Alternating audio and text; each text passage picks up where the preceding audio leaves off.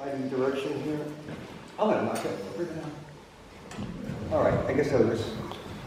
Oh, that's Your best sight now. There we go. Can you still see me? Well, in that case, mission accomplished. Wow, you know, when was I here? I think I was here in the spring, I think, with Glenn Matlock. And I had a good time, so I came back. So, yeah. So, yeah, thank you. Yeah, I stopped at a good record store and got some records and actually bought a guitar, which I said I wasn't going to do when I went to the store, but I didn't spend a ton of money, so I guess that's all right. I can't help it. I walk into a guitar store, and the first thing I say is, I'm not going to buy anything. I'm going to buy something, so. So let's start there, shall we? So speaking of guitars and walking into guitar stores, how did you pick up your first guitar? Where did it come from? Why the guitar? I got the first guitar, God, I was like 12-ish, something like that. And I don't think I had a job yet. I hadn't figured out how to like get a job and save money for anything. So my father bought me the guitar after I pretty much tortured him for months and months. And it was like, I think he just couldn't deal with it anymore, so he bought me this acoustic Dan Electro guitar for like $30. And that was the beginning of it. And then after that, I figured out that I could get jobs. If I wanted to upgrade, I would just get a job. I'd look at the price of the guitar, and the day I had to the penny, I quit the job. Took the money and bought the next instrument. What kind of jobs? Oh God, silly jobs. One was at a hamburger place. I was the fry guy, you know, making the French fries and all that kind of stuff. I had another job I really liked. There was a construction site, and the guys there hired me and a buddy of mine to clean up at the end of the day after the carpenters left. I think we were about 13 or 14 years old. And part of the job was when we cleaned up, they had a big barrel there. We got to burn the wood. I didn't know what they were thinking of giving us matches and wood at the construction. We never burned anything down, but it was, yeah, just jobs like that. So before that point, so before you get your first guitar, where did you grow up? What was your family like? What was your background? You know, it's good question, Jesse. That's kind of a variation on the theme. All of that's kind of important to the outcome of anything in life, you know. And I grew up in Brooklyn, New York, which was a pretty rough area. Lived kind of near where the docks were and all that stuff. And, you know, my dad was a New York City cop, and there were other cops in the family, and I lived in an area that was just like you see in all the movies. When you see movies and they have guys, Italian guys in Brooklyn, that's where I grew up. And which was really not some place you would think would be a place where you would come from and end up doing what I do for a living. But I think it had a lot to do with it, because by the time I got to that point where I was old enough to think about what I wanted to do for a living, I had no idea.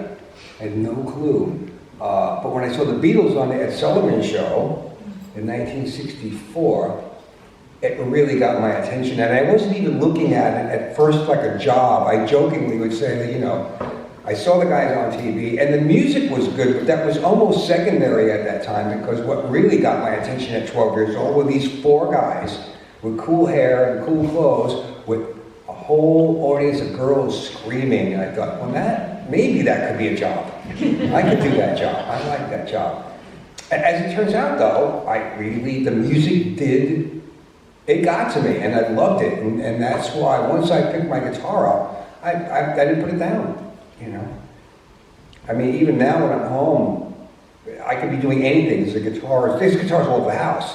I don't have to go more than about, you know, a meter. There's a guitar somewhere, and there's always one in my lap, and I'm on my phone, and I got a guitar on, you know. So, yeah, I haven't put it down since the day I picked it up. Do you know how many guitars you have? I don't know. I don't know.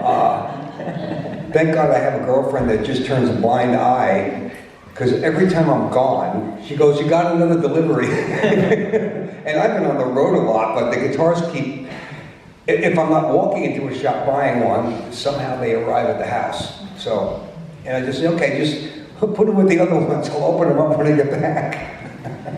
And it must have been a long journey. Obviously, your big break that we'll obviously get onto was playing for David Bowie, but there's a big gap between you buying that first, or Dad buying you that first guitar and you playing with David Bowie. So how did you get good? How did you learn your craft? What bands were you in? You know, at the time, I mean, if you look back on it, it was a total of, from the minute that I really got the guitar to when I got the gig with Bowie was 10 years. But it was,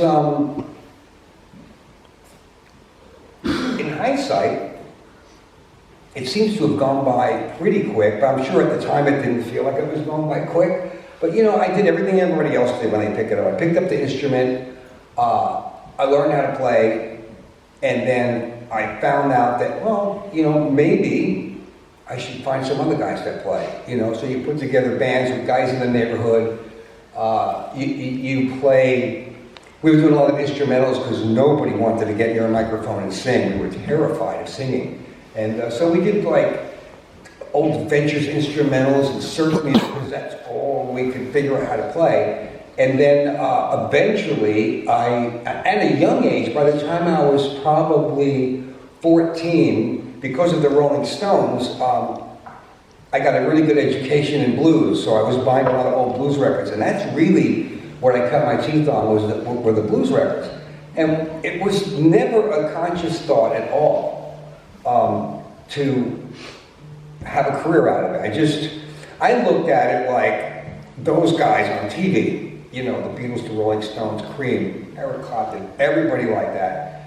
I looked at that in a way where they were my heroes, and I watched them. I copied every lick that they played, and I learned, and I got better, and my next band was better than the last band, and so on and so forth. But there wasn't really any conscious, there wasn't like a plan.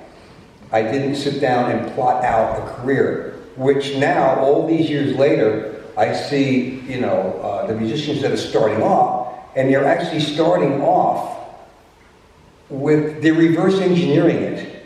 They have publicity and they have, you know, they're visible everywhere all over the internet, but they don't have anything else besides that.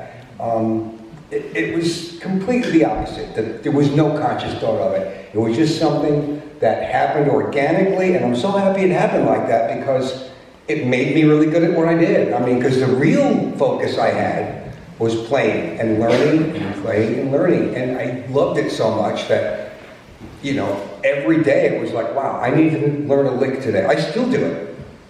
I have a thing at home where I'll go, oh, I gotta learn a new lick today. So I'll just go listen to a bunch of old records or go online and find artists, old blues artists that I'm not familiar with, and I'll steal one lick every day. There's always something new to learn. And that was, that's what got me from point A to point B, was really focusing on the art and the instrument and not being a rock star or making millions of dollars. That was really an afterthought. It was, you know, I didn't really think about that. I don't think until I got my first break with Bowie that I go, wow, there's some possibilities here for sure.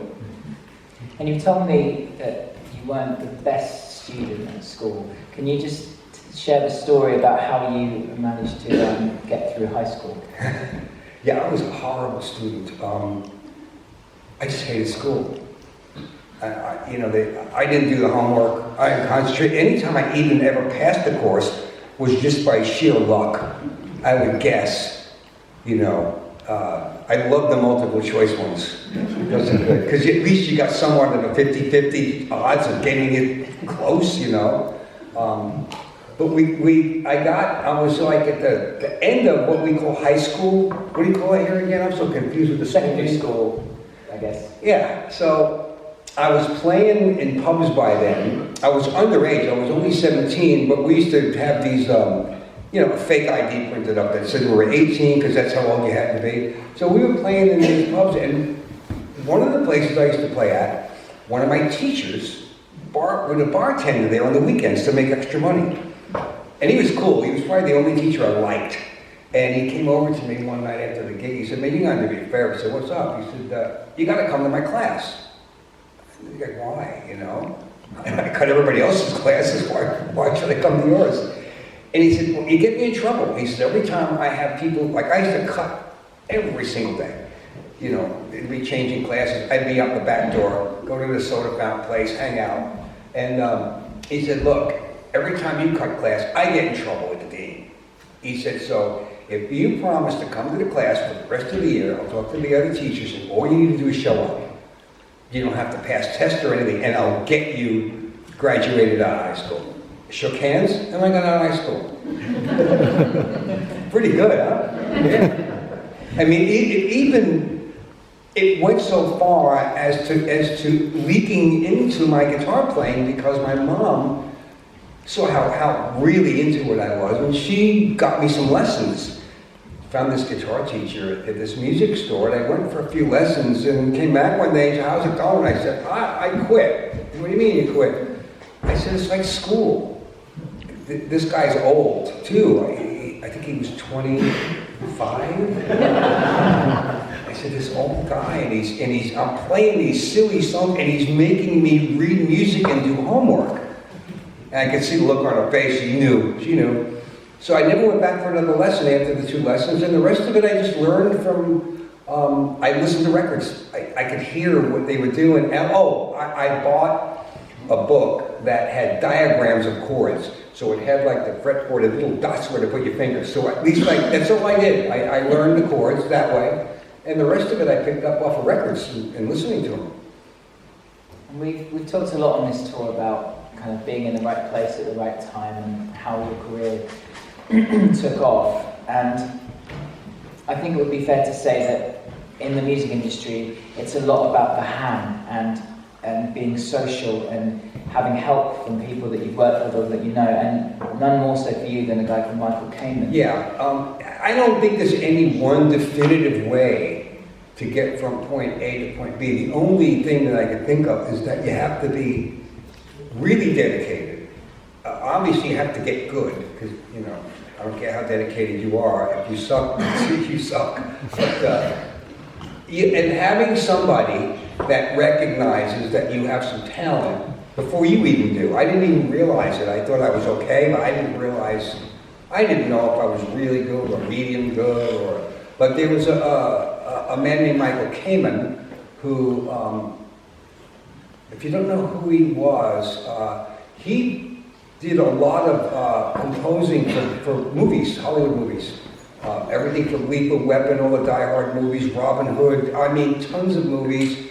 He did orchestration for Pink Floyd, and but he hadn't done any of that yet. He was just starting out at that level.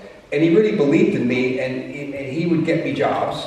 And eventually what happened was he did write his first ballet for a New York ballet company that Bowie just happened to be at, and Bowie was looking for 2 things. He was looking for a musical director for what was ready to be the Diamond Dogs tour, and he was looking for a guitarist because Mick Ronson had left the band, and Michael suggested me because David said, "I need a young guy that's got a lot of energy, that's unknown, that I can have to take over for Mick." And I got an audition, which was a trip in itself. They called me up and said, "Oh yeah, we're gonna, I knew ahead of time, that it was gonna be them calling. And the funny thing was is that at the time, I had only had one David Bowie record. I knew that he was, at that point, he was already starting to hit really big in the States. So I knew all that. But I was listening to blues and Chuck Berry and stuff, and that's what my band did. I wasn't really... I had one of his albums because there was a few songs on there that were in the blues area. It was a song called Gene Genie, which is straight out of Howlin' Wolf, and there was Panic in Detroit, which was straight out of Bo Diddley. So I liked that stuff, and I loved Mick Ronson's guitar playing, so I had that one album, that's all I had. So when I got the audition, I had to go to a friend that had some of his records, and I listened for a couple of days just to get a clue, because I thought that the audition would be me sitting in with the band and him, which wasn't the case. I was directed to RCA Recording Studios in New York City, and I walked in there, and there was no band. There actually was no Bowie, for that matter. And his assistant walked me into the main studio, and there was an amplifier there. I was instructed to put some headphones on, and the way the studio was that night, they had all the lights out in the control room. I couldn't see anybody. So a voice just came on and said, we're going to play some tracks, play along. There was no instructions, so I played for about 15 minutes.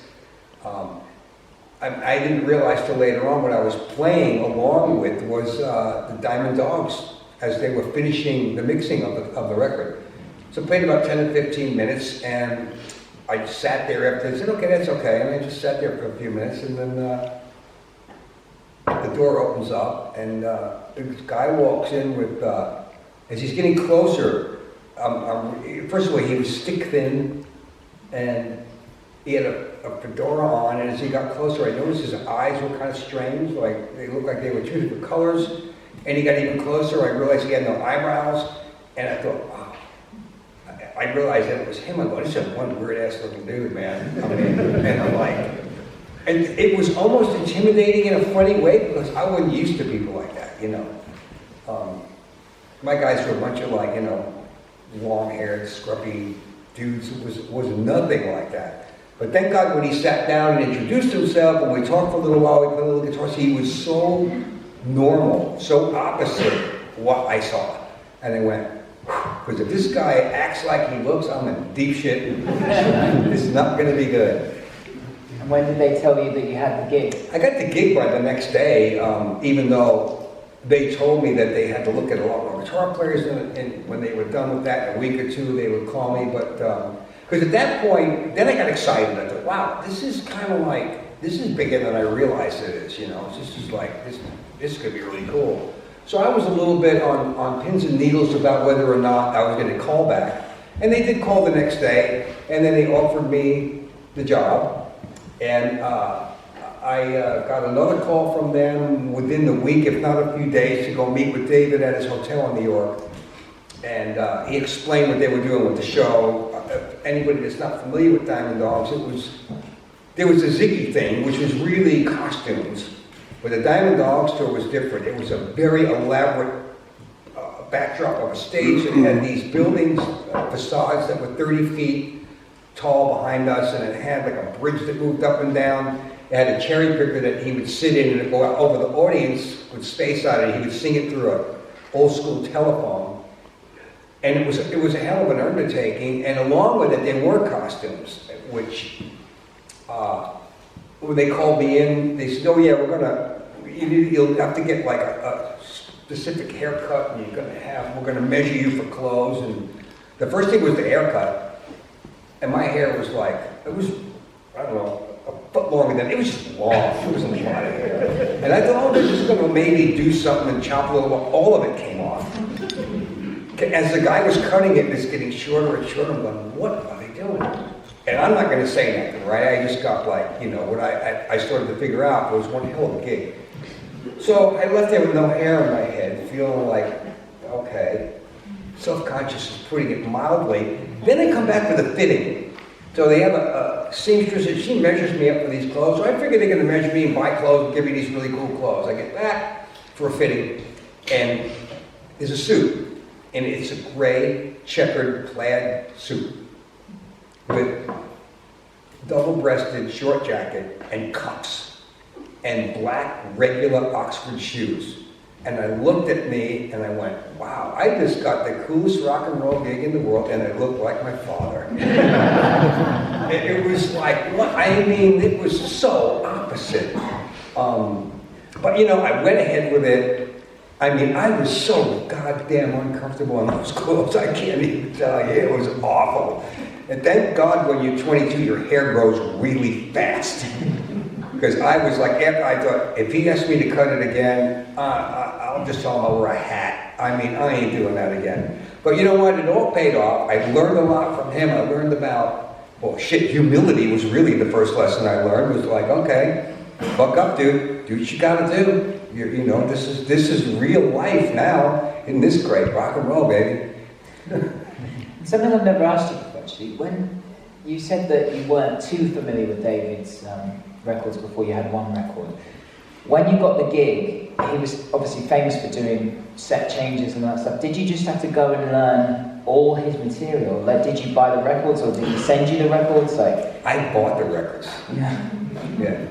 That company wasn't really known for that kind of thing. You want the record, buy the record. It's not like you could just YouTube it like you can now. You know? No. Yeah. You know what it was? Is that because it wasn't a regular show like when we did the reality show.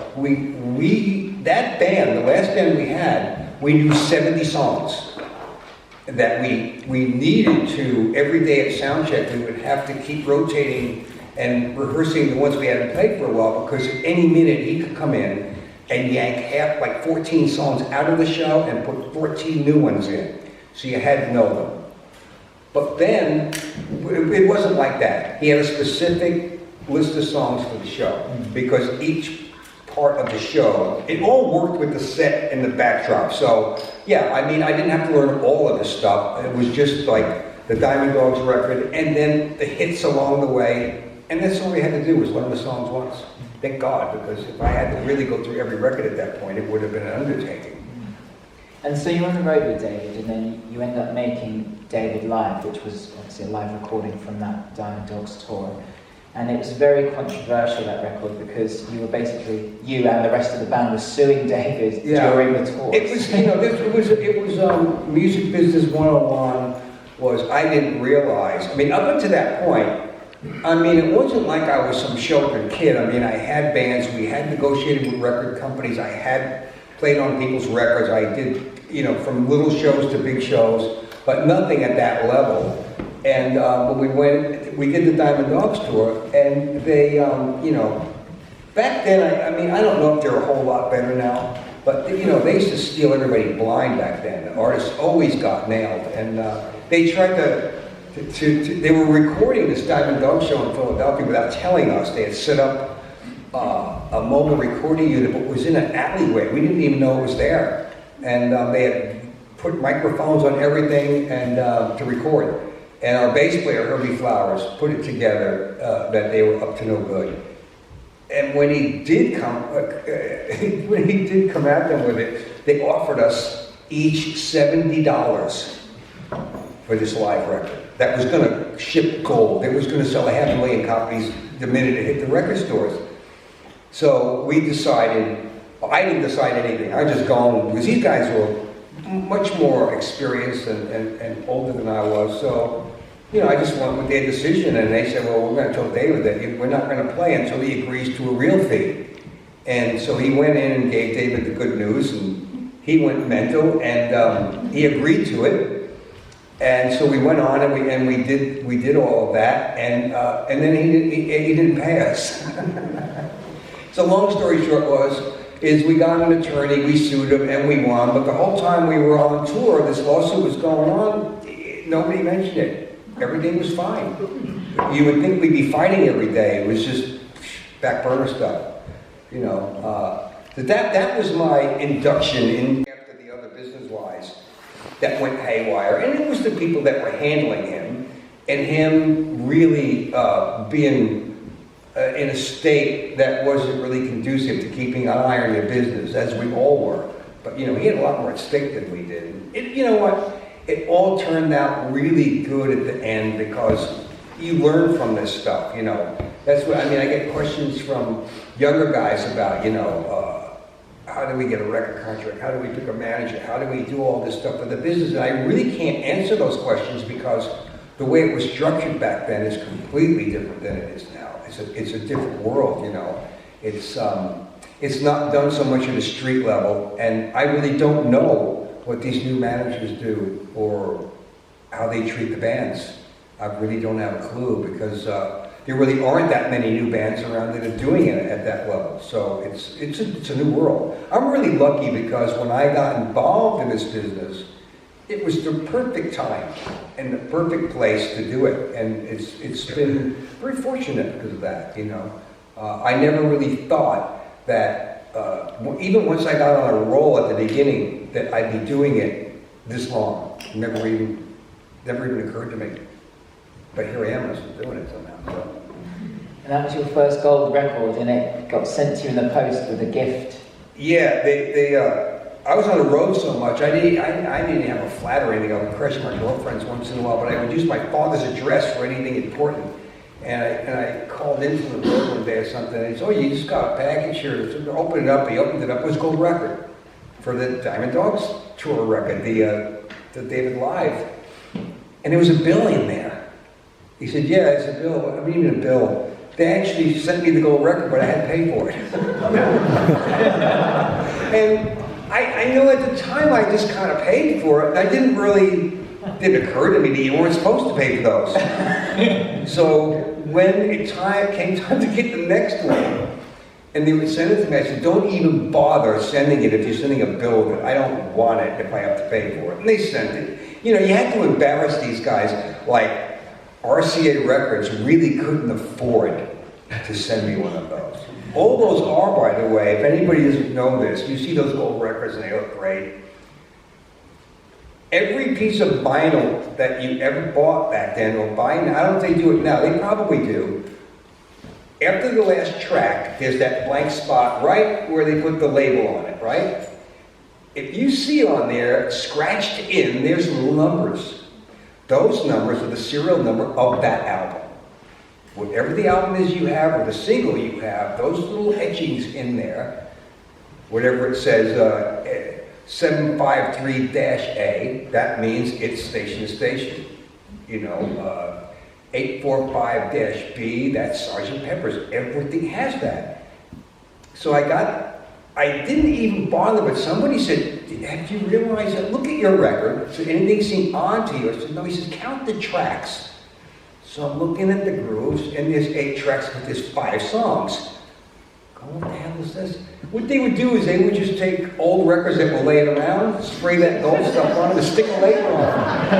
And that's what you have. I was dying to play mine. They couldn't play, even with that on. I never did take them out to play them, but God knows what was on there. I could have had a Sesame Street album before all I know. You know, it's funny. Yeah, man, I made the big time. An old record of Sesame Street, Big Bird. And then you actually went on to record in the studio with David on Young Americans. Yeah, I mean, we had a band. That's kind of the way it you know, in practice, it was like a band. You know, we made records, we toured, we did all that, even though it was all under David's name. So we went in, after that we did the Young Americans record. While we were touring, we did some of it. We finished it when the tour was over, and then we went on to do Station to Station. And when Station was released, and we had a tour book behind it, and again some bad business happened, and I actually left. I quit. You know, it's a long, convoluted story, but again, the business people kind of wedged themselves in between David and the band, and I just decided that it just wasn't worth it anymore, you know, and I left. In hindsight, was it a good decision? I don't know if it was the smartest thing I ever did, but I already had my own record contract, so I just went ahead with my business. But I think the way I did it was kind of ugly, because I didn't actually quit. Like, I was so pissed off that I had a ticket to fly to Kingston, Jamaica for the rehearsals for the tour, and I just didn't show up. I took my ticket, cashed it in, and used it for a flight, and I went to Los Angeles instead to do some recording with my band. And I never, no, so they were at rehearsal, and I just didn't show up. And, why? Why were you so pissed off? well, I mean, I was trying to make my deal, trying to find out what I was getting paid, and they lowballed me on it, but they wouldn't negotiate, so I thought, you know what, I want to talk to David about this. And I had a rule of not talking to people I work for about money. You talk to the business guys. But in this case, I thought, I need to talk to him about this. And couldn't get him on the phone. They're saying he didn't take phone calls. And the bottom line is that he didn't even know I called. they just basically stonewalled me through the thing. That kind of stuff happened back then to everybody all the time. So it's like, I'm thinking, in hindsight, I'm thinking it's pretty funny that they fooled both of us into thinking that we both did things that we didn't do. You know, so we got back together in '83 for the Serious Moonlight tour. We looked at each other after I flew in to do it, and it was like, we probably ought to iron out what happened before. So we went out for coffee, and he said, well, what happened? I said, well, this is what happened. And I asked him, I said, well, what was going on? And the stories that we had, the true stories, didn't match up at all. And we had a laugh about it. We went to the tour. Forgot about all of it. And what were those recording sessions like? I know Station to Station is a very kind of experimental album, especially at the time. I guess the question is, what came first, the songs or the drugs? Oh, well, every album you do is different, you know. Young Americans, he had written a lot of the material before we went in, and he had a concept to do this rhythm and blues pop kind of record. And here is David now. If he walks through that door, I'm getting out of here really quick. To be honest, it wouldn't surprise me. Where was the mat? Well, I guess where that was, is whatever. Where the hell was I? Where were we? I don't know. Station to Station. Oh. Every record you ever do with anybody is different from everybody else's record, even if you work with the same artist. But the Station to Station record, because of the success of Young Americans, especially because Fame being David's first #1 record, it was a huge hit. RCA they made the biggest mistake they could make, is they told David they wanted another pop record, and you never told him nothing. If you told him something, even if it was like the dumbest shit in the world, he would do completely opposite. And so it was like Station to Station was the fuck you record to like, no, I'm sorry guys, I'm not going to do what you tell me to do. And at the time there were a lot of drugs, a lot of cocaine, and David's head was completely on another planet. But having said that, his other planetary self and the band put together a great record, you know, well, I'll just be straight about it. If there was no cocaine on that record wouldn't have been anything like that. I don't know what it would have been. Just like the Beatles doing Sgt. Pepper's and everybody sitting around smoking weed and dropping acid every day. Not that I suggest that you do that kind of crazy shit to make records, but it's just where we were at the time. It was just all part of this little journey that you take, and everything.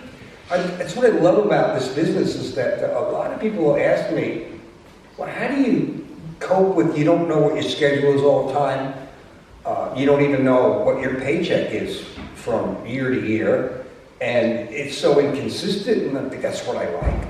I love that, because those surprises are great. You don't know what's going to happen next, and there's something really cool about not knowing what was going to happen next. I had no idea when we were making that record that it was going to go haywire, and I was going to do something as stupid as just not show up to a rehearsal for a major world tour. Who knew? But, you know, one thing leads to another, and it keeps things, I would say, interesting, you know, if you don't get yourself in too much trouble. And obviously, you just mentioned the song Fame, and that eventually led on to you working with John Lennon. That was co-written by John and David. What do you remember about meeting John? I don't remember anything about meeting John Lennon, which is really weird. That when I was called to do Double Fantasy by Jack Douglas, who produced the record for John and Yoko, I showed up at the studio the first day. And I went a little bit early because I didn't normally get nervous, but John Lennon being John Lennon, I did get a little unnerved for the first day. So I showed up a little early, thinking I'd get there before he did, and I'd settle in. When I got there, he was already there. Nobody was there but him. I think he felt the same way, because he hadn't made a record in 5 years, and I think he was a little edgy. That, you know, it was funny thinking that somebody that's accomplished what he had accomplished would be nervous, but he was. He wasn't sure if his new material was going to be up to date, if his voice was going to be great. He just, you know, he needed to be in there and just to settle in too. So when I walked in and introduced myself, he's like all like, yeah, like we're old friends or something. Like, good to see you, man. And I'm like, okay. So they asked him if we met before, and I did. And he said we did. And I told him I didn't remember. And he kind of just looked at me. He let me off the hook, though. He really did, because some guys can get all like, oh man, what a jerk. This guy didn't even remember me. He just thought it was funnier than hell. He really did. It was like, how do you not remember that you actually made a #1 record with a Beatle? You don't remember it. It's not there. And it wasn't there. And it's still not there. And it ain't coming back. I don't know where it is, but it's not in here. So we had an ongoing joke through the recording and all that. It was great. I mean, he was so cool like that. And, you know, it's so, working with people like that taught me so much. That I was able to apply, and still do apply to what I do in this business, you know, artistically, whether it's recording or whether I'm, you know, on tour, which I do tour quite a bit. And it was the education that you couldn't buy with all the money you could print, man. It was really, was something else, because these guys came from nothing. It wasn't like they were privileged guys or they had dads who were famous musicians. I mean, they came from the street and they created this music and this imagery that everybody, all of us, are never going to forget from nothing. And there's something to be said about, I don't normally take direction or listen to people, but I listen to those guys because they, before I got there, they already proved that they could do it. And if you show me you can do it, yeah, I'll take some direction, some. And a few years back, in 2017, I think it came out, you made an incredible movie called Rock and Roll Guns for Hire, the story of a sideman. I don't know if any of you've seen that movie. Yeah, it was a BBC 4 thing. It came out about 2 years ago. Yeah, and it's, the whole movie is about being a sideman, which is, it seems to be a kind of double-edged sword, because you're not the main guy, so I guess it's good that you get to go home and relax, but then you don't have the money and the people and the... Well, there's a whole thing about being a sideman that I made the movie for a reason. It was actually, originally it was a book, and I started to work on this book, and there's a BBC producer-director named Francis Waitley, who I had done a few films with, was 5 years Bowie movie and another one. And he knew about the book, and we spoke about it, and he said, maybe we should make a movie out of it. I said, it's really a movie. So I agreed to do it. The whole idea of it was to show, well, originally a book, but a film about what it's like to be a sideman. And basically what a sideman is the guy that works for the big guy. Like, take the Rolling Stones, for instance. You have the 4 of them now, as the Rolling Stones, but then you have the backing singers, and you got the sax players and keyboard players. Those are all the sidemen. And they're really important to keep the ball rolling on stage and in the studio. And, you know, with David, it would be the whole band. We're all sidemen because we're working for one artist, a singer. And people would say, well, what does it feel like being second fiddle? And it's really not that. It's, you are in a band. It's just that you don't own the band. It's not yours, but you are, by name, it's them. In practice, it's the band. And you have a lot of responsibilities, you know, learning the material, doing shows, keeping your head together. And the idea of the sideman is that you need to be the guy that covers all the bases, so that our job is to make sure that the staging and the music is absolutely what is needed, so that the singer, being David Bowie or whoever, or Mick Jagger, can do their show without thinking. They don't need to be looking back at us if we're not on our game or anything like that. So that's what the job is. And so you are treated well. You're flying first class, you stay at the best hotels. The funny thing is, though, when you go home, you're used to, you know, 5-star across the board, a staff, guys picking your luggage up. You don't do anything. You do a show, but all the regular stuff somebody else does. And then when you get home, it's like, oh, I'm not at a Ritz-Carlton and there's no doorman. And wow, who's going to take the garbage out? You look around and you go, oh, I guess that would be me. And you know, you get used to it. You know, sometimes it's like, wow, I wish I had the staff here today. But you know, you just roll with all that stuff. And you know, it is kind of funny when you get back and you just have to get used to being what I used to. We used to call we're back to civilian life when we finish the tour. And what was it like working with, just going back to John Lennon in the studio? How was John at the time? Obviously, it was his first record in 5 years. We all know what happened afterwards, but how was he? What was Yoko like to work with? How was that working environment with that? You know, like I said before, every artist and every record you do is different from the one before or the next one you're going to do. And in the case of John, he was really easy to work with. And contrary to what everybody's read in the press, Yoko was not the devil.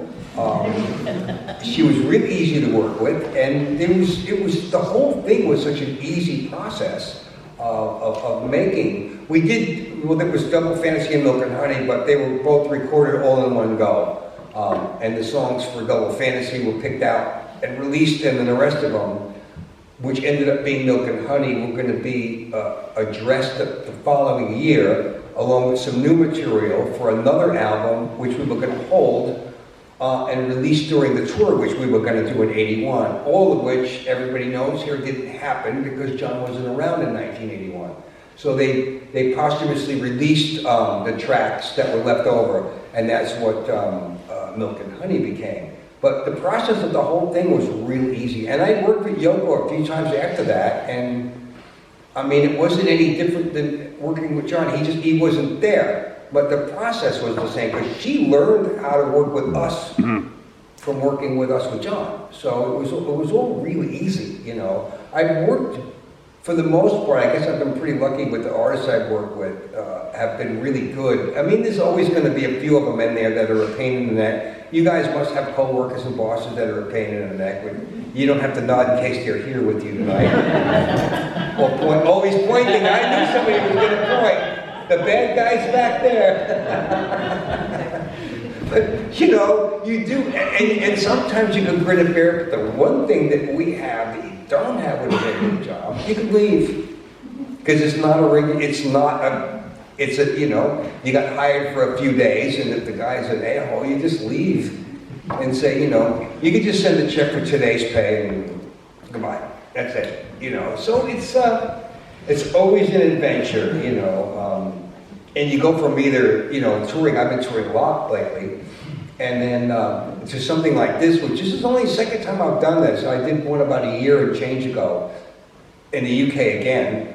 And it's almost like a vacation. You get to travel around, get to meet you guys. I get to see the cities and the towns, because when we're on the road, you don't really do that. You know, you pull into town, you do the show, and you jump on the tour bus or a plane, and you're to the next place. So I got to, you know, of the last few trips over, I got to see things. Just, you know, last time I was here, I walked around town and went to the you know, the music store, the record shop, and, you know, the cafes and stuff. And we really don't get to do a lot of that when we're on a regular tour. But this is easy. It's much easier to do that on this. I love it. It's great.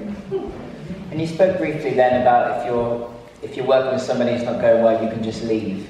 And there's so much we could talk about now, but we're going to run out of time. So I just want to talk about the time that you left altogether in 1994. And you moved to Guitarist. It's a funny thing is that, you know, every once in a while you'll see a band or a musician that you see a lot, and all of a sudden they sort of disappear, and you don't know what happened to them, you know. Well, I kind of did one of those. And I hit a wall in the early 90s where it was weird. Everything I did turned to shit, you know. And I got really crappy and resentful. Oh, business sucks and everybody's out to get you, and whine, right? And then one day I realized, you know, it could be you, dude, and you're not happy anymore. And I promised myself if I ever got there, I'd leave. And I did. I sold just about every guitar and amp I had, and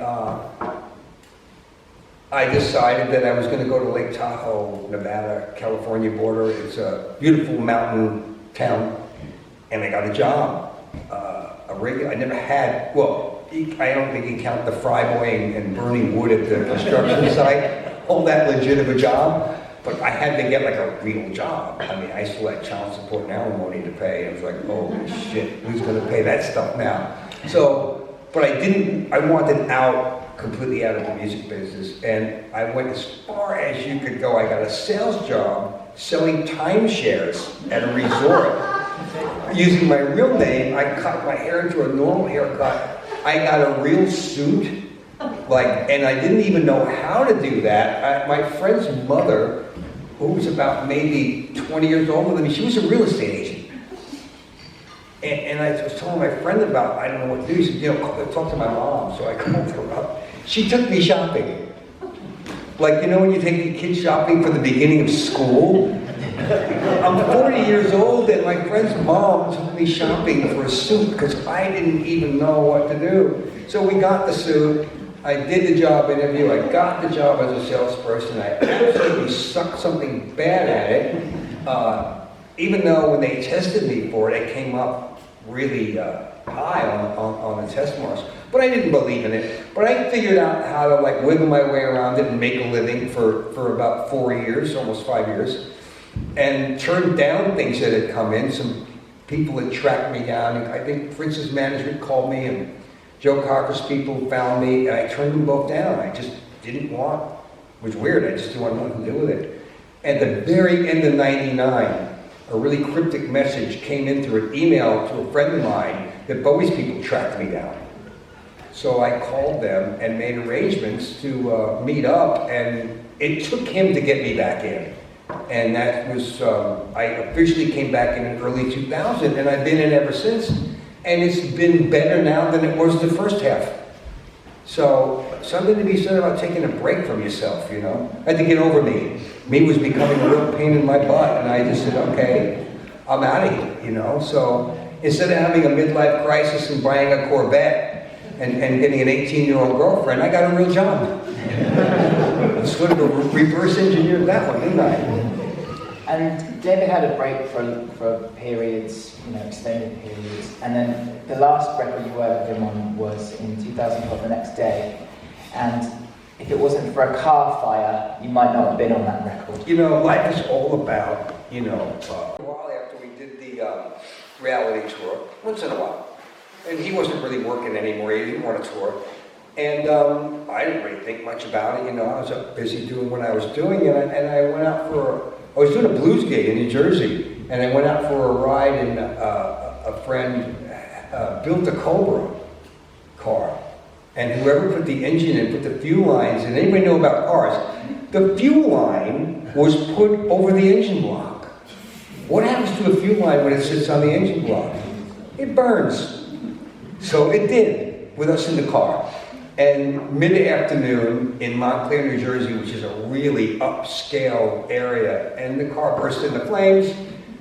And obviously we got out early to be here, but the fire brigade, police, and the news people were there because it was a mess. It was like, if I'm going to do something, I might as well do it in the middle of the afternoon on a weekend. So, I make as much disturbance as possible. And there was somebody from the press that pinned me. And within a couple of hours, it was all over internet and social media. And David saw it, and he emailed me and asked if I was okay, But that was nice, And yeah, everything's cool, man. We got out of the car, no injuries. And a little while later, I got an email, how are you? The next email is, what have you been up to? This is going on and on until the next day, funny, overnight. And finally, after about 7 or 8 of these emails, I emailed back, I said, if you're trying to make a point, please get to it. I knew him. He would ask me things in the really cryptic ways. That when we did the Eden tour, I wasn't sure what was going on. I went to the studio one day, not even knowing he was going to be touring. And his way of asking me if I wanted to do, say, what are you doing in April? Not like, hey, Slicky, we have a tour, I want you to know, what are you doing in April? It was the same thing. So finally, I just pushed him to get to the point, and he did. And he told me he was making a record, and to keep it quiet. And I went in the studio, and we did The Next Day, which is the last record we did as a band. Because the Black Star record, which came out after that, was a whole different band that was suited for that record, which was really all about the, the play and all that. So, but anyway, guys, I'm going to take a little bit of a break. I mean, there's no way for me. There's so many things I want to talk about besides that, but we'd be here for days. And yet you didn't bring your sleeping bags.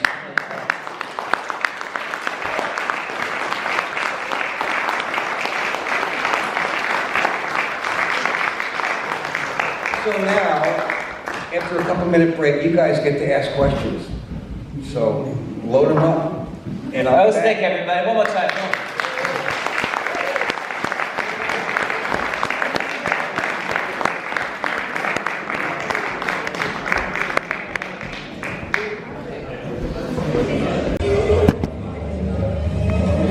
Okay, everybody have a nice little drink over there? Good. Okay, this is the fun bit. Come on in, kids. Class is back in session. So, like I said before, I mean, there's so many things that, that I'd like to talk about and get into, but like I said, that would take a long time. So, anybody have any questions about anything to do with what we talked about before, or something that we might not have? Oh, God, look at that. I didn't have to, pick somebody tonight, right in front. Hey, son, did you ever have any connection to Bob Dylan? No connection to Bob Dylan other than the fact that his guitarist, Charlie Sexton, is a mate and we worked together, but I never even met Dylan. Has anyone? Has anyone? Anyway, very good. Yeah, Charlie's told me some pretty funny stories about that kind of thing. Bob is his own man. In the back.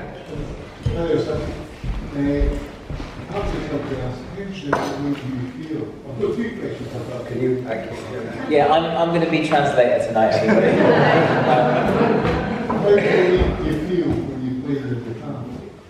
Oh, that's a nice How question. can you hear actually. somebody that far away? This is one of my favourite questions you've been asked on tour. The question is, how do you feel when you play the guitar? How does it make you feel? Wait, what?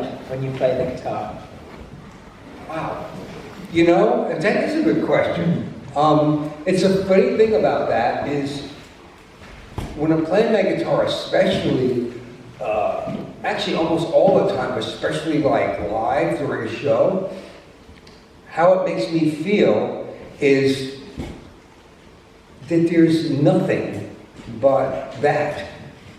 Everything goes away. Head chatter. Everybody knows what head chatter is? Yeah. Stops dead in its tracks. You're not worried about an unpaid bill or something that you forgot to do last week or what you're going to do after the show or what you did before the show. You're just, it's a really, it's something that I didn't even realize happened. Because you don't think that in your head. You really don't think anything. But that's what happens is you just go into this zone where that's all you are. You're right there. You're just kind of an essence of you. And everything else just goes away. It's a great feeling. I would imagine that that's what people that meditate get. And I guess in a way it is a pretty serious form of meditation. It's amazing. I mean, that's of all of the things that we do with instruments, it's the live shows. I mean, it happens to a degree every time I play, but when I'm playing a show, that's when it really does happen. It's wonderful. It's great. Yes, sir. Who's the biggest guitarist? Influences? Yeah. There have been a lot of people over the years that I've really picked up stuff from. I think at the very beginning, the people that really inspired me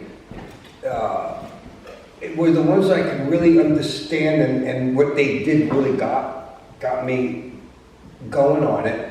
Were really the Stones. It was between Brian Jones and Keith Richards, and then through those guys, I very quickly realized that they were doing Chuck Berry. So Chuck Berry was an influence. Keith Richards, Brian Jones, and then back into guitar players like Lightning Hopkins, because what the Stones were really doing, and still do, but in the early days, was all black American music. That's really where it all came from. So that really, and it's slide players, like Fred McDowell and people like that. And there was a time where I did listen to a lot of Eric Clapton from the early Cream days and Jeff Beck and every guitar player that played with the Yardbirds. So those were really my influences. And I think the one that has stayed the whole time has really been Keith Richards, because of the rhythm guitar part of what he does, which to me is the heart and soul of a guitar player, is really the rhythm. It's not, the way I approach the guitar is not who can play the fastest and fanciest lead guitar, it's the feel. And when it comes to like field guitar players in rock bands, Keith to me is been a serious influence and still is. On that, I was going to ask you, have you got any funny stories with Keith Richards? Do you have any funny stories about Keith Richards?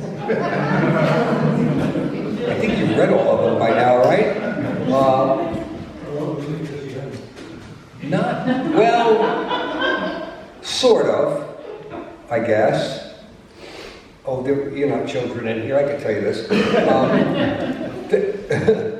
Keith Richards played on a song, on a record that I did with Slim Jim Phantom and Lee Rocker, who were from the Stray Cats.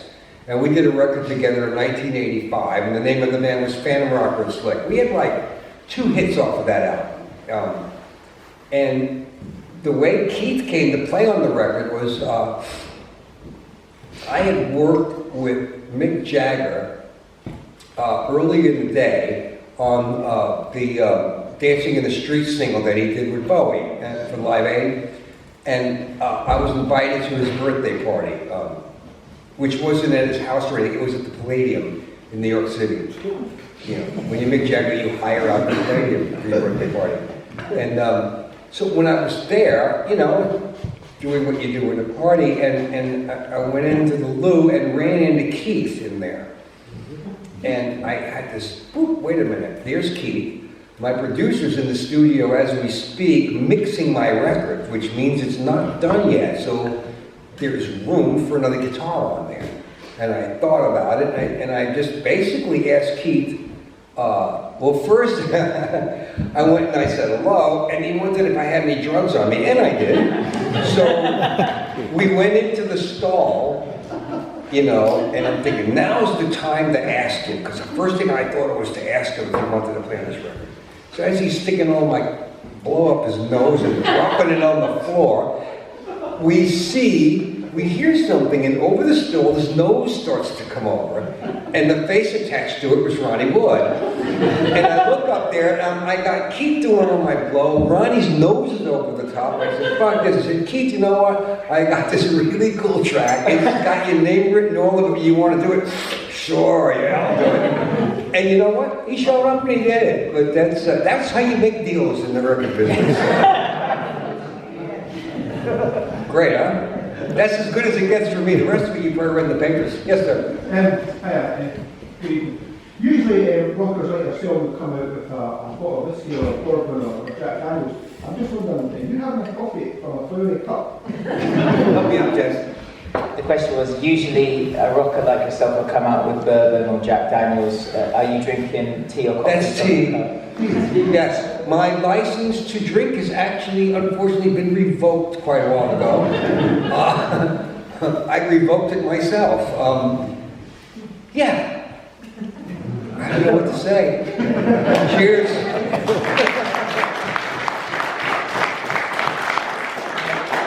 That you played on a Carl Perkins session.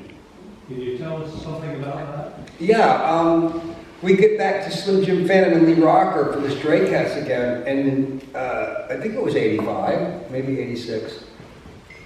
I don't remember, I was high. It was before I found tea.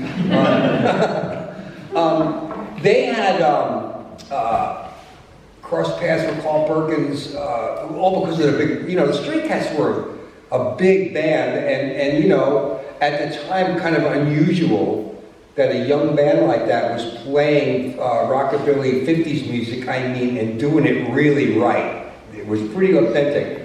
And they met Carl, they had done some work with Carl, and they were doing I think it might have been, I remember the BBC, possibly, or maybe Yeah, I think it was Cal. It's something that had letters. It was HBO, BBC, something. It was called Carl Perkins and Friends, and it was a tribute to Carl Perkins while he was alive, which is always nice when they don't wait till you're dead. And they invited the guys, you know, Slim Jim and Lee, and because I was in the band, I was invited too. And also including in that was George Harrison, who was a very big Carl Perkins fan, Eric Clapton, Ringo, Roseanne Cash, Johnny's daughter, Dave Edmonds, who had worked with the Stray Cats. It was great. And it was a really good experience. It really was, because my only venture I had into the rockabilly world was listening to like the Rocky Burnett Trio and stuff like that, the original stuff. But I never really played it because the band I had with those guys, we weren't really doing rockabilly. So it was pretty cool. You know, I mean, Christ, I was on a stage with guys that were like, wow, these are the guys that I used to watch when I was 12. And I'm on a stage with them, and it was, there was a couple of times where I looked around and I thought, how did I get here? This is really cool, you know? And it was just another one of those things that I talked about before in this business, you know. It can be as inconsistent as hell and be crazy, but one day of that washes all the bullshit away, because it's something you'll never forget, you know. I mean, I still get it just talking about it. I think I'm like, I revert to being 12 again. It's great. Keeps you young, man. Lady right there. I love the song Stay. It's your guitar riff on it, isn't it? It's all station. She said she loves the song Stay, and that's your guitar riff, isn't it? Yes, that Stay is, David had, that song, Stay, was originally supposed to be a remake of an older song he had called John and Molly Dancing.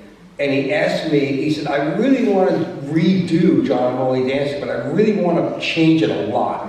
He said, so if you can come up with a riff, which is the riff you hear in Stay, he said, I'll base the song around that. And they came up with the lick, but it was so different that he ended up writing a new song around it, using little pieces of John and Molly Dancing in there. But yeah, that's how that was created. It's another one of those like little happy accident things that you get, was you were asked to do this and it went somewhere else and it went someplace even cooler. So. Yes, in the back. You still get ambushed by new music. Ambushed. Well, like you listen to the radio and you think, oh, that's just brand new and never. God, I am down. Do you still get excited by new music? Wow. You know what's funny is as far as new music goes, I haven't really heard a whole lot lately that's gotten my attention. But it's really also hard to pinpoint things, because the access to music really isn't through any really radio much anymore. I mean, if you've got satellite radio in the States, sure, you've got 150 channels to choose from. But that in itself makes it a little bit difficult to find anything, or you got to search all over the internet for it. Because if I put the radio on in my car at home, I'm either hearing what they call classic rock. Did they use that term here? Yeah. So which would be a lot of 70s stuff, you know, or they got the oldies station, which is still for the most part 50s and 60s, but there really aren't many stations playing anything new other than the pop records. You don't really hear rock and roll records in the States at all on the radio. You have to look for it, and it's a bit too much of an effort, you know, to do. And even I'll ask people about it, and I don't know anybody that's like come to me and said, hey, you need to hear this guy or that guy. I haven't really heard that, so I'm almost kind of embarrassed to say, no, I don't really know what the hell's going on in the music right now. Weird. Yes, sir. Are you going to play us some music? We can. Play? 2 more questions and I'll play. That was one. Actually, that was a question. That's the second one right here. A few questions, Earl, but the first one is, if any, what spiritual beliefs do you have? What's that? If any, what spiritual beliefs do you have? What do I have? What spiritual beliefs? Spiritual beliefs, wow. Well, I'm not religious at all. As far as spiritual beliefs, I don't really subscribe to any one thing. I think the way I would view the spiritual world, I mean, everybody has their own take on it, is I just try to get up in the morning and get through the day and do the best I can to be as good as I can.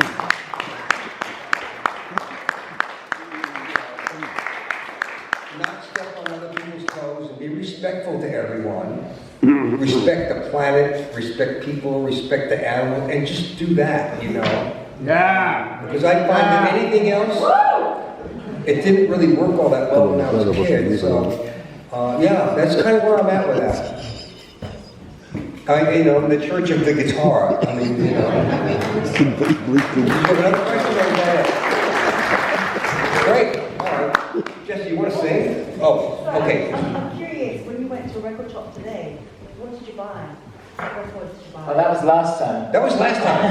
Yeah. You know what? They had some cool vinyl in there, and I found some vinyl singles from the Milk and Honey record that I'd never seen the covers before.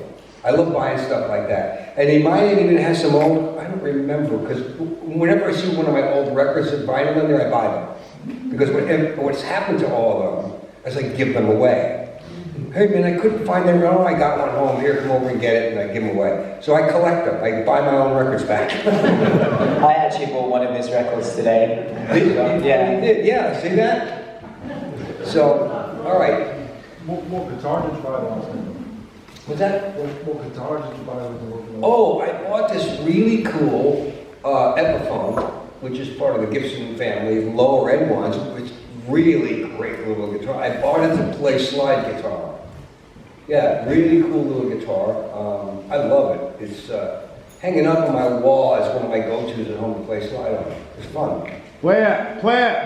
All right. There we go.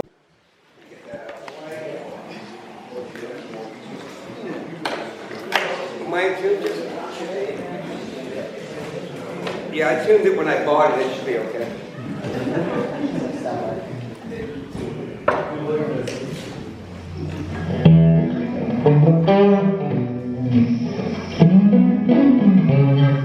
There we go. Do we have any requests, or do I just break in? Oh, we got one back. Break in. Wait, hold on, he's first. She. Ooh. I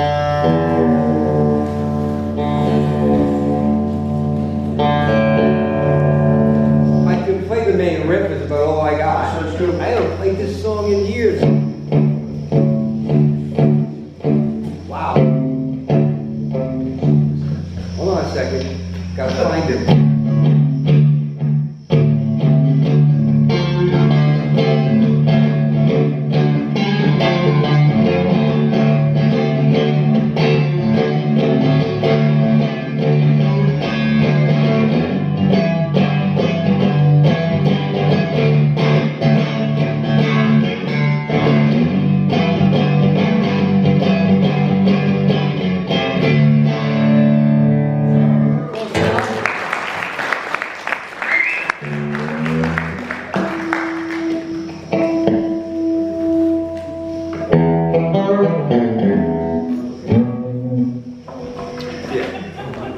All right, next one.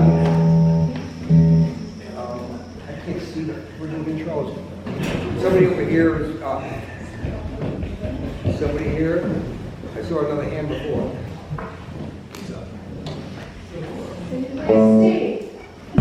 Open the ears. Okay, they always come in doubles, don't they? Yeah. You stay first.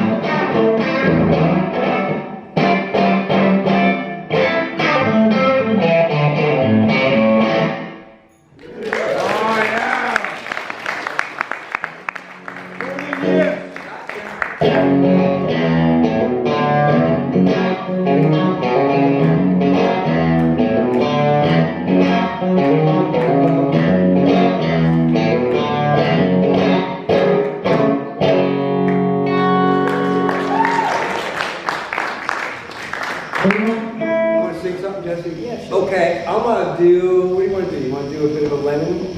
Yeah. A little bit of John Lennon? Yeah. Something off, actually, this is one of my favorite tunes off of Double Fantasy.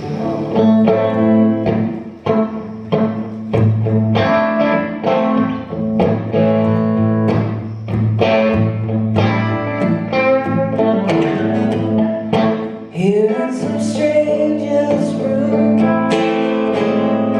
in the afternoon, what am I doing here? In the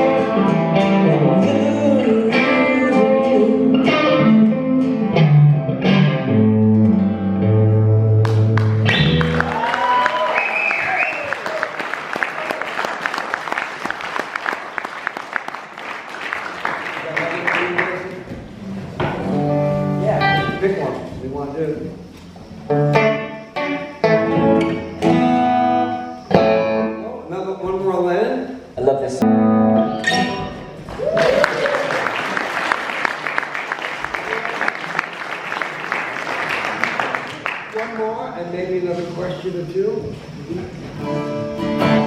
What your favorite? What your favorite? First one. Play your favorite. Oh, this is so Today. Yeah. What was your favorite today? Bang? Your favorite today? Favorite today. Today, let's do, Okay. All right. 3, 4. I'm an alligator. I'm a motherfucker coming for you. I'm a space invader. I'll be a rocker on bitch for you. Keep your mouth shut. Rub it like a big monkey girl. And I know that my praise for the world.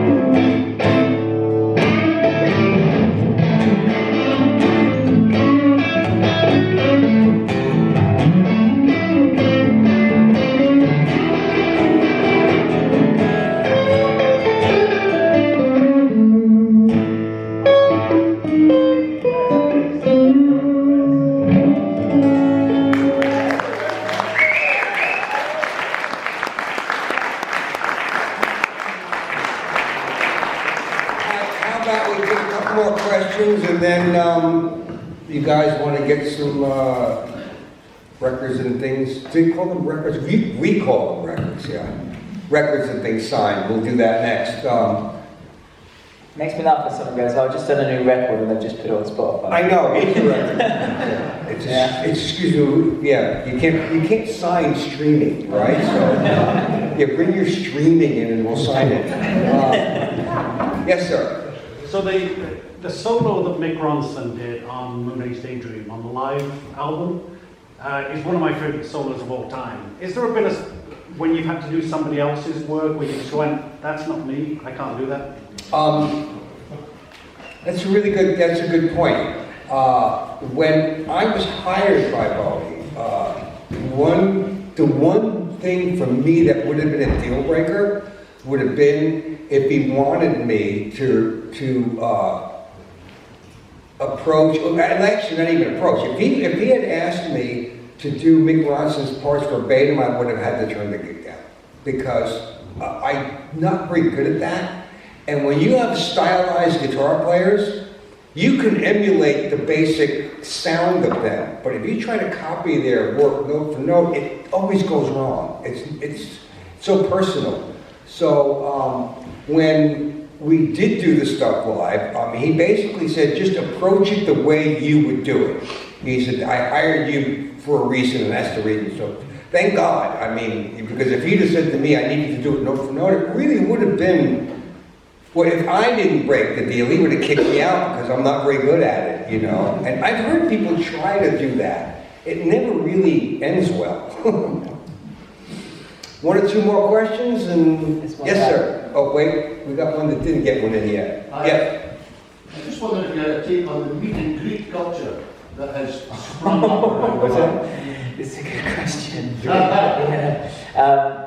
Do you have an opinion on the meet and greet culture? Which aspect of it? That charging fans to say hi. Charging loads of money for.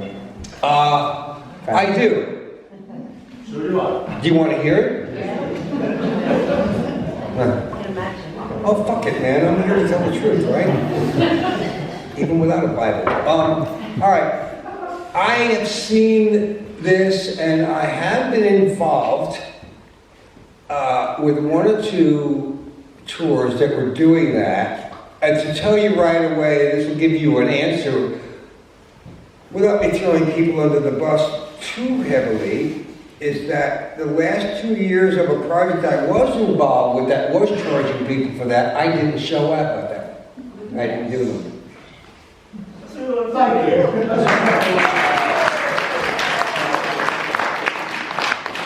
you. I think it shows a massive thing about Slicky's character, that he's here tonight. He's going to take time after the gig to meet you, all you guys. He's doing this to meet you guys and hang out with And I only charge half of what they charge.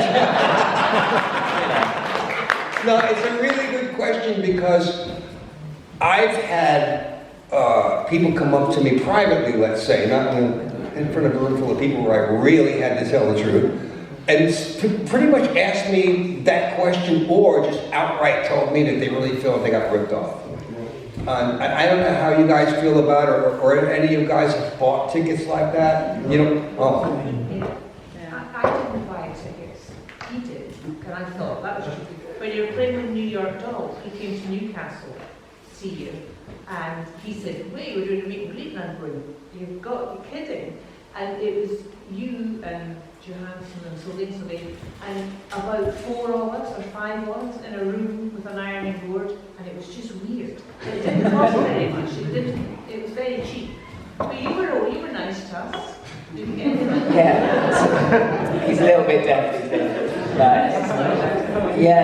She's saying she did a meet and greet with you back in the day with the New York Dolls, and it was just a bit weird, but you were very nice. And well, they're all weird. Those meet and greet things are really strange. It wasn't expensive though. Well, they didn't charge for that. I did it was $5. Yeah, but that's not charging $250 or $300 for it, which is what a lot of the bands are charging, upwards of that and sometimes more. You know, an extra $5, whatever, I don't really, I mean, what's a $5 going to do for us? Not much. I didn't know why you were there. Yeah. Like, you must have wanted to go on to something else, like a bar or something, and you had to come and say hello to people you didn't know. Yeah. It's weird because if I do like what we do tonight, it's a lot different because that's not about making any money because there isn't a charge for that. We don't charge for extra tickets for that. But people are doing it, and I never felt comfortable doing it, especially the last couple of years because it's kind of rampant. So I just stopped. I wouldn't do them. No, this was 9 years. You know, it didn't really make the promoters or anybody very happy, but I wasn't there to make them happy, was I?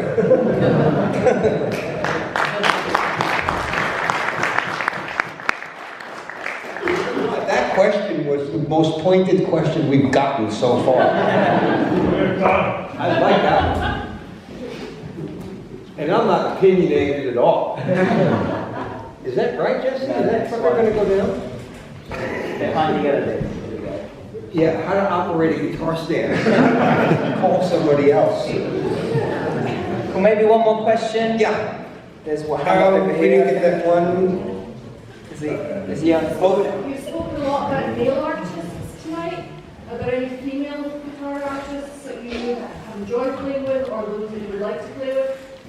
Are there any female artists you play with or would like to play with? Wow.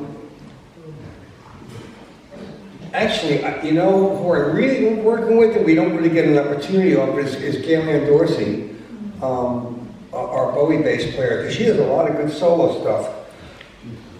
And actually another singer named Holly Palmer, who I've worked with. I'm wondering, oh God, one of my favorites that I work with occasionally, and it's been a while, is an American rockabilly singer and guitarist named Rosie Flores. I don't know if anybody knows. Look her up. She is amazing. Great guitarist and singer. I don't know if there's anybody currently of anybody, male or female, that I really have had my eyes set on working with, but I do and will continue to work on and off with Rosie whenever we're in the same town. We always do. It's fun. And was that a good one? Okay, good. I want to make sure I answered that properly. Oh, this lady back here, sorry, I'm trying to get the ladies and now that they're all raising their hands. Hi, when you relax and listen to music, do you go back to your blues roots? When you relax and listen to music, do you go back to your blues roots? Every time back to the blues roots. I mean, when I'm home, that's all I play. And this January, I'm going to be going to Chicago, third week of January. People here know who Buddy Guy is? Yeah. Okay. I met Buddy about 6 years ago. He's got a blues club in Chicago called Legends that he owns. And he's on the road. He's 83. He's on the road 10 months out of the year. So he takes vacation in January. His idea of vacation is he actually stays at his own house, but he plays at the club 4 nights a week. And the first time I met him was at the club, and he heard me play, and we hit it off really well. And I have, unbelievably, I've got a lifetime invite to sit in with him at the club. So I'll be doing that in January, and that's I get more out of. I get such a blues fix in 1 week with Buddy Guy that you can get with anybody in a year, man. So yeah, it's all about that with me when I'm home. This blues stuff, either playing or I'm playing blues stuff. It's my first love. The lady next to me, her question, I mean, there are some very influential female blues artists, you know, like Sister Rosetta Stone. Have they had an influence on you? Translation? It's not your accent, it's my hearing, which is... Sorry. She said there's a lot. She's continuing the question of the other lady. She was asking about, she said there's lots of influential female blues artists. And, sorry, who did you ask about? It was Sister Rosetta. Sister Rosetta Stone, she's asking about. About what? Sister Rosetta Stone? Do you know her? Played with her? No. Big over here. There's a few. You know who Samantha Fish is? Yeah. I just by happenstance was on YouTube, and I think she popped up because you know how you look at YouTube. I'm looking at blue stuff, and then they'll randomly, and she popped up right there. And I went, wow. She played amazing slide. There's a few really good ones out there right now, which surprised me. I thought everybody forgot about it, you know.